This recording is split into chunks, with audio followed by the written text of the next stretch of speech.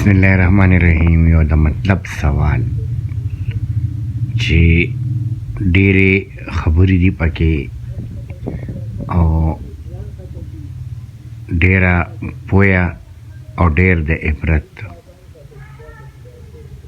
دا سوال څه په دې ډول دی چې د نبي علیه السلام جنازه چا کړې وه. د ستاسو د جواب به زه انتظار کوم.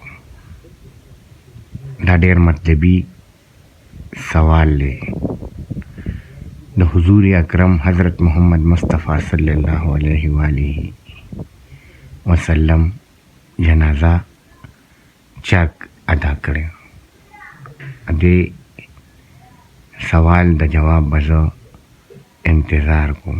ملګرو چا سره چې د دې سوال جواب وي هغه دې ما سره رابطه وکړي. ډېره مننه، شکریه، والسلام.